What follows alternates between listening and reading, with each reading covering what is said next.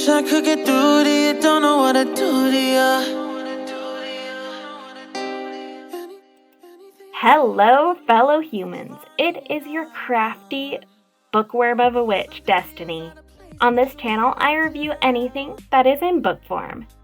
And for this third video, we dip our toes back into LA's Ruthless series with this second book in the series, Fierce Queen by Sadie Kincaid. My warning for you this week is this book is not for children or innocent people, so do beware. And as always, there will be spoilers, so if you don't want to get spoiled, then click off this video. Or if you just don't care and want something to listen to in the background, well, that is your choice, and you are very welcome here. So kick back, relax, and watch as I draw some fan art from this book.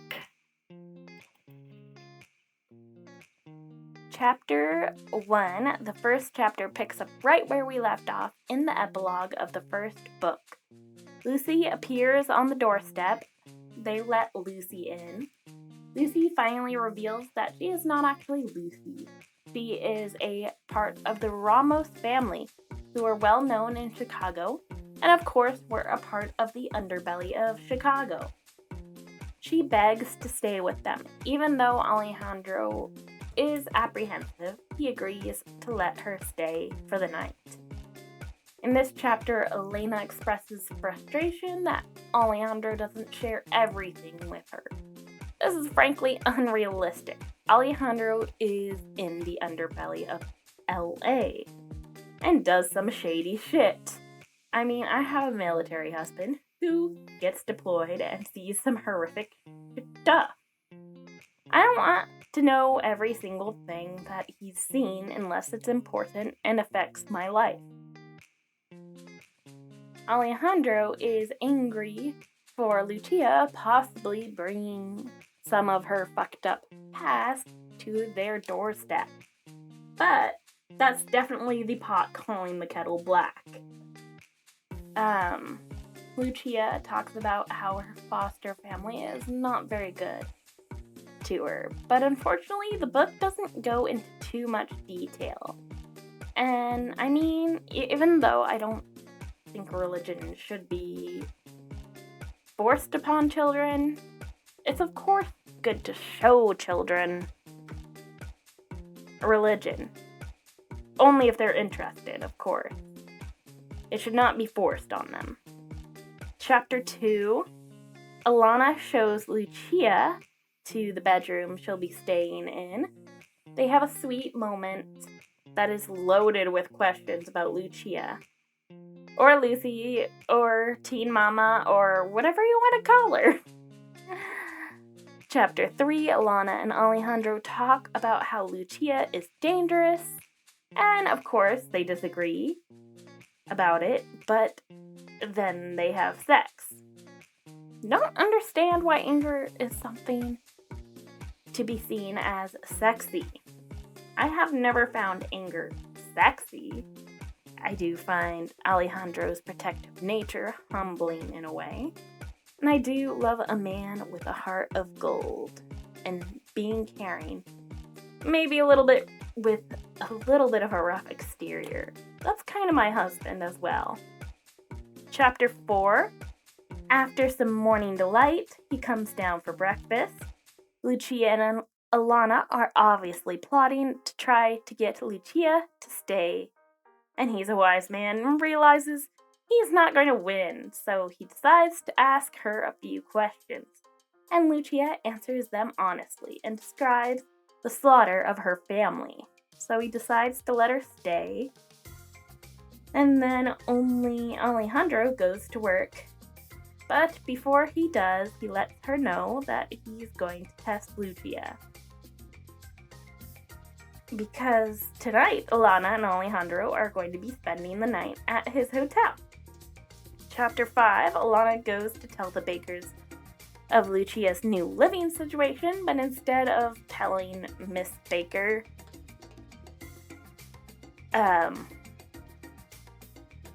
who sees the worst of Lucia, Alana ends up standing up for Lucia. After that, they go to Alana's work, and Alejandro does the sweetest thing and surprises Alana by picking her up in her new ride, the Lucky Duck. And this chapter kind of sent me into a spiral of annoyance because purity culture. Just because, sex is a normal and natural thing, and we should not demonize it. There is nothing wrong with waiting till your wedding night, and there is also nothing wrong with having sex when you feel ready. The biggest thing is consent and educating your children on what sex is, so if something happens to them, they have the ability to say and have the vocabulary to not end up pregnant. And can make the educated decision if they do get pregnant.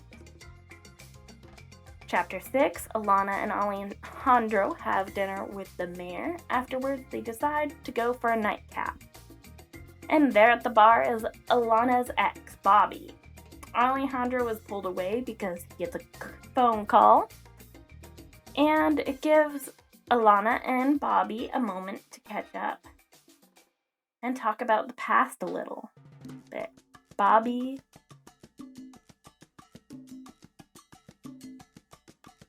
is about to put a hand on Alana when Alejandro attacks him out of nowhere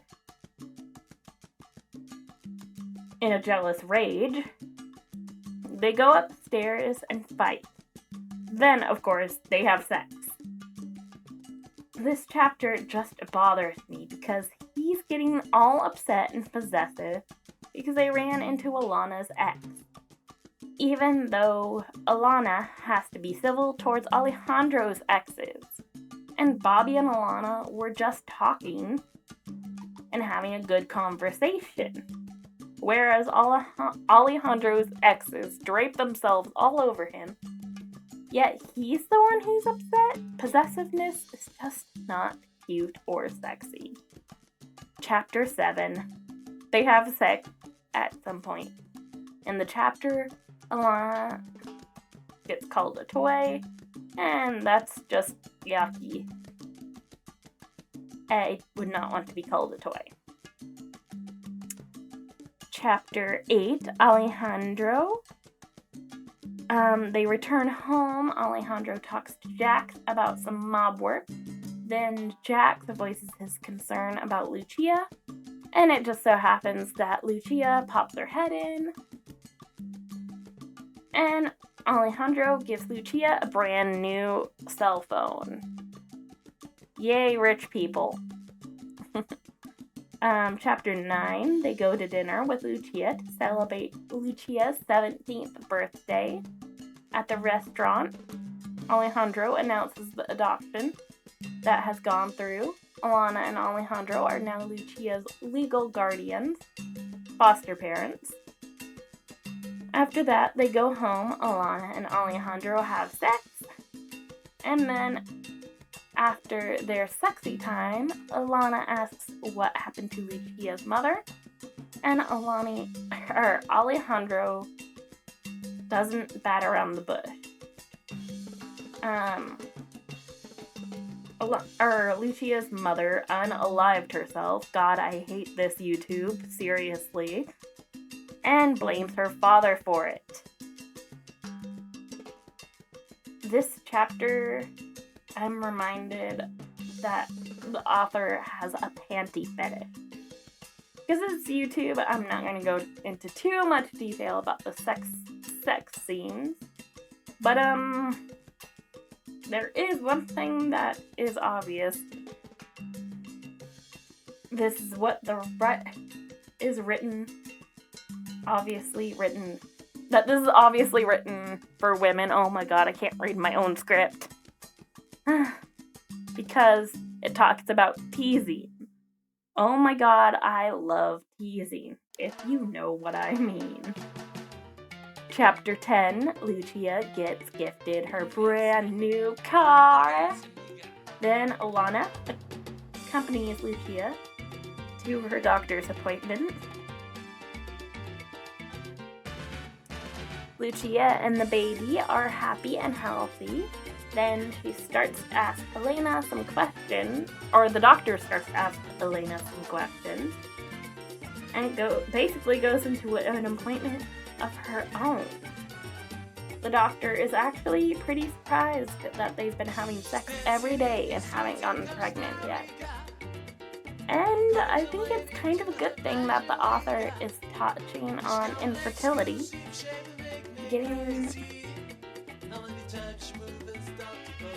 Getting pregnant is not easy, as the media makes it out to seem.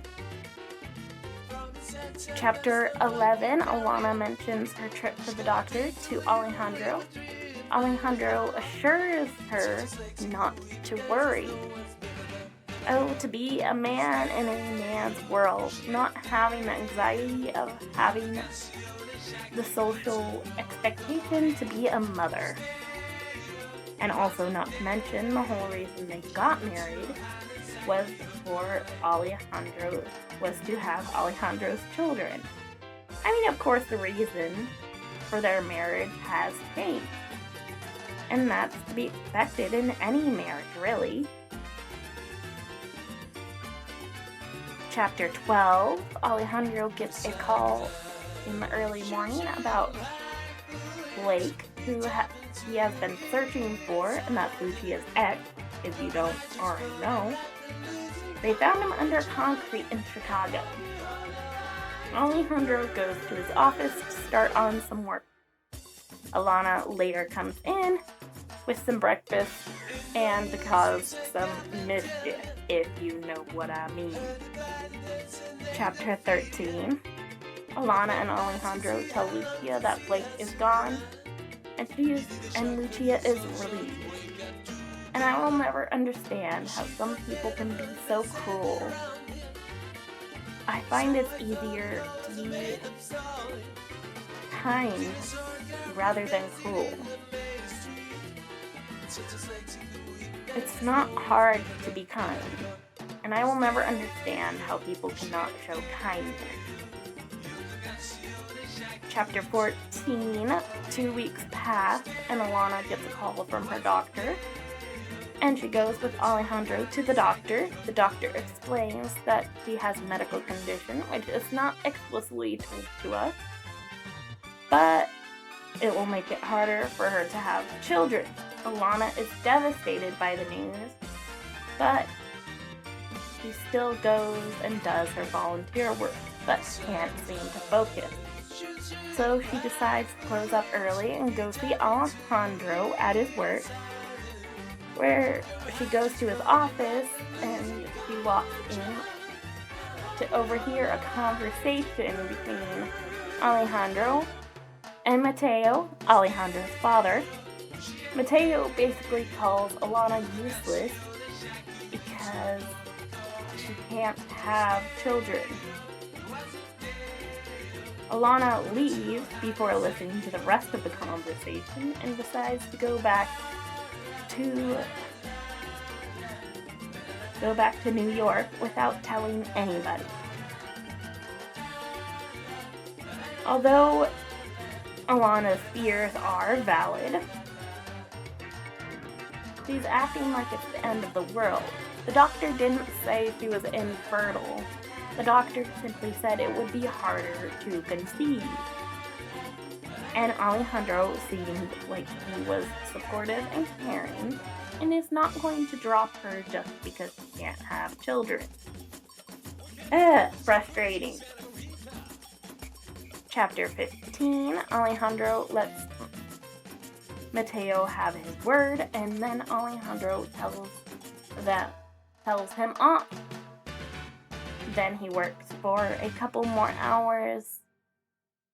As he's leaving, he talks to one of his guards and finds out that Elena actually stopped by and has run off. I'm actually kind of guilty of doing this kind of thing. And I'm trying to get better about it so I don't scare my husband. Obviously, Alejandro's gonna figure out where she's going. And it's good to at least tell people where you're going if you are really upset. And just need some time away. Chapter 16, Alana shows up on Kelsey's doorstep, her best friend, and fills her in on what has been happening. The two just make each other feel better. And I've got to say, staying in touch with someone is kind of hard to do sometimes, but when you are able to reconnect with someone you're really close with, it's an amazing thing. And this character, Kelsey, reminds me of my absolute best friend. She's someone who listens to your problems and then voices her opinion without holding back, but doesn't judge you at the same time. And I absolutely love my best friend for this. Chapter 17, Alejandro gets on a plane to New York to bring Alana back. Chapter 18, late into the evening, catching up, they decide to order a pizza. There's a knock at the door, and it's Alejandro showing up to come and get Alana. They talk for a little bit, and then they leave, Alana's friend joining them.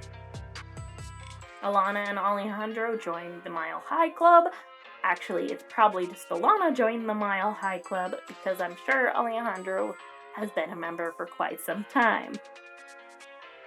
Alejandro asks Alana who she belongs to, and I would definitely, in her shoes, say I belong to myself. Sorry I ran off, but I do not belong to you. I do not find possessiveness sexy. I like my bodily autonomy, unless you're going to say, who do you belong to, or who do I belong to, and I'll say you, and then I ask, who do you belong to, and vice versa. Make it a mutual kind of thing, instead of an angry, who do you belong to? It just bothers the hell out of me. Chapter 19, as soon as they get back, they find out that Alejandro's father has been shot, so they rush to the hospital to see him. And I realize that the only perspectives we get to see in the books are Alana's and Alejandro's, that I would have loved to get to see the perspective from Mateo getting shot. It would have just made this a little bit less of telling instead of show, telling instead of showing. Show don't tell, as they say. Chapter 20, Alejandro talks about what happened, or talks to his uncles about what happened and seeing if there are any leads about the shooting, and they blame Alejandro and his wife for not being there because they were in New York, which makes no sense at all. Alejandro mentions that he doesn't like hospitals. So do I. As personal reasons, logically I know hospitals usually save people, but I have not had good experiences in hospitals. Not that I've been a patient, more being the caring family member in those situations. Chapter 21, Alejandro waits with his mother and wife. Mateo pulls through the surgery, and he has a moment to reflect on his childhood and realizes that he might have to take his father's role, and he's not sure that he's ready to fill those shoes. Chapter 22, they get back to the house, and Lucia is rightfully upset with Alana. Alejandro also seems upset, but I think with Alejandro, it's more of a irrational upset than Lucia. Alana and Lucia have a heart-to-heart moment and talk about how Alana ran off without telling her why. Chapter 23, after hanging out with Lucia and her best friend Kelsey, Alana goes up and comforts Alejandro. It does not go over well, so she decides to go to bed with Kelsey in a platonic way, of course. Chapter 24, Alejandro shows up at Kelsey's door asking Alana to go to bed.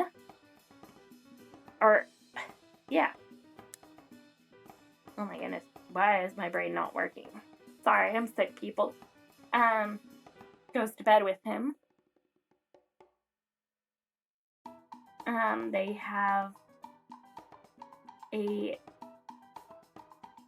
passionate, angry sex. Alejandro finally tells Alana what he's dealing with throughout this book. It took him 2 months to tell Alana what has been going on. That's kind of annoying. There's nothing wrong with sharing a little bit. You don't have to share everything, but the big stuff you've got to share, especially if it involves dangerous stuff that you could put your partner at risk. Alejandro in this chapter mentions that he doesn't sleep well without Alana in his bed, and it pulled on my heartstrings because I relate to that so much. My husband has been deployed for 6 months now, and I am only just now getting quote-unquote a good night's rest, even though it's not actually that good of sleep. There is also a sweet moment where Alejandro it says, "You're mine and I'm yours." And I like that. Make it mutual. Chapter 25, Alejandro and Alana go to see Mateo, who has woken up. Alejandro and Mateo have a very sweet moment. And then Mateo warns Alejandro to keep an eye out, especially for Mateo's younger brother, because he's unstable. Chapter 26, Alana and Alejandro's mother have a moment together and catch up a little bit in the hospital, bonding over some coffee. If there's anything you can learn from this book, is don't argue with your mother-in-law. Luckily, my husband doesn't have to deal with that because my mother is gone, and I don't have to deal with that because I get along with my mother-in-law just fine. Chapter 27, Kelsey and Alana hang out by the pool and talk about various things. There are more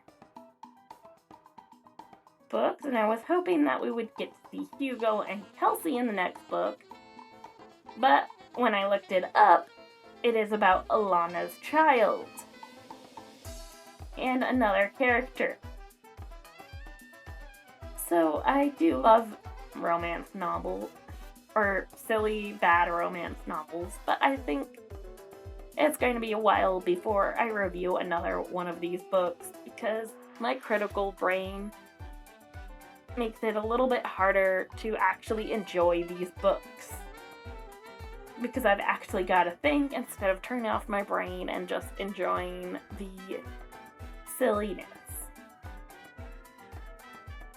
As a reviewer, this is not the best book in the world.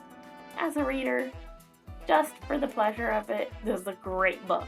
But I vow to you, readers, especially if you request it, I will revisit this book series. I might revisit it in my free time, just because it's actually an enjoyable book for non-serious leisure reading. Chapter 28, Alejandro holds a meeting going over any leads about the shooting, and Alejandro is asking questions. My brain is immediately like, is an inside job, it's obvious, and it's going to be the loose cannon of a brother. Maybe I'm just good at problem solving, but this just doesn't seem like a plot twist. Chapter 29, Alejandro questions someone he suspects had something to do with the shooting. Turns out he had nothing to do with it, but he got some important information with some other problems he's been dealing with. Chapter 30, Alana goes and sees Alejandro after dropping off Kelsey at the airport. Chapter 31, Alana is finally able to leave the house and goes to her charity work at the shelter. And one of her co-workers calls her to their office to talk to her, and her ex-boyfriend Bobby is there because he's decided to not only donate to the shelter but also develop an app with the shelter, which makes Alana very uncomfortable.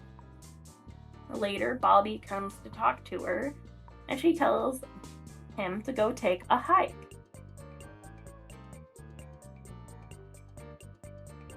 Bobby lets her know that Alejandro is dangerous, even though she already knows this. And this annoying trope I really dislike when they decide to make a well-intentioned nice guy who just so happens to be an ex, and then turn him into a complete and utter dickhead a couple chapters later. This is a good example of a trope I absolutely dislike. Chapter 32, The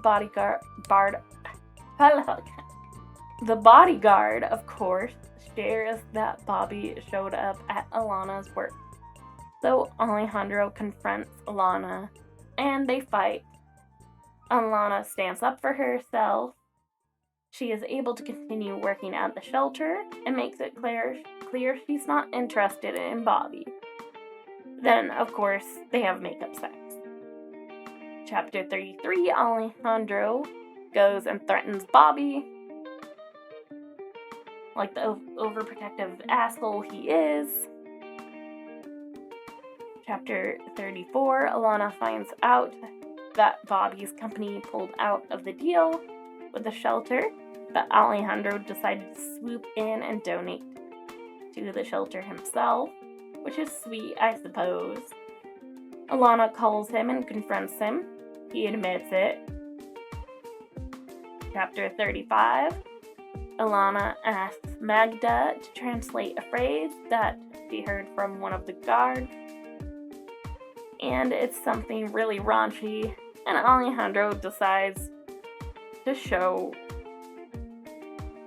who just so happened to walk in, show her exactly what they were talking about. Chapter 36, 2 weeks go by and Alejandro is beginning to feel the pressure of trying to find the shooter. He ends up in the study drinking a lot. Alana eventually tries to get him to go to bed, but they get into a fight and Alejandro leaves to go to the hotel. Chapter 37, Alejandro lays in bed regretting his actions for leaving Alana alone. And there's a line over and over in this book that just makes me laugh. Weeping cock. It's just funny. That's all there is to it.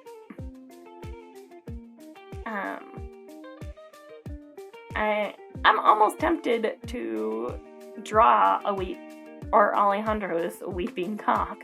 Maybe if I get a Patreon and people start donating to it, maybe I will.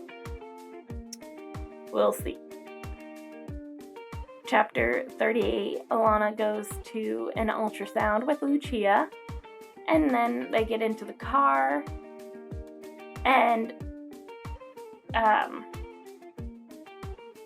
a car accident happens, or at least that's what it seems like. Chapter 39, news comes to Alejandro that Alana and Lucia have been kidnapped. Chapter 40, Alana comes face to face with her kidnapper. And she remembers the training that Alejandro helped her with in earlier chapters. Chapter 41, Alejandro starts his search by murdering someone out of frustration. And then he goes to New York to make sure that it wasn't Alana's father, and of course it wasn't. So the search continues. Now, the chapters are starting to get really short, so I'm just going to summarize. Alana's captivity. We get a couple of chapters of Alana being kidnapped. We finally get to find out who the kidnapper was, and it was Alejandro's loose cannon of an uncle. Big surprise. Alejandro continues to look for her. Finally, they get a lead and find out about Lucia's father, which ends up being the uncle that has kidnapped them. Alana gets tortured a bit, but fights back by biting off her kidnapper's dick. Alejandro finally figures out who it is, tells his father what's going on, and then he goes and saves Alana and has to unfortunately kill his uncle. They head home in the end and decide to adopt Lucia officially, which I thought they already had done, but whatever. They do it so she can achieve her dreams. Alana gets pregnant with twins, and it's a pretty happy ending. My final thoughts on this book. There was a little bit more meat and potatoes compared to the last book. It was good, and I absolutely love Lucia, and I'm glad that we got to see more of her in this book. Some of the chapters were really short and could have just been a part of another chapter. Like it could have been combined. Overall, I would give this book a 3.5 out of 5 stars.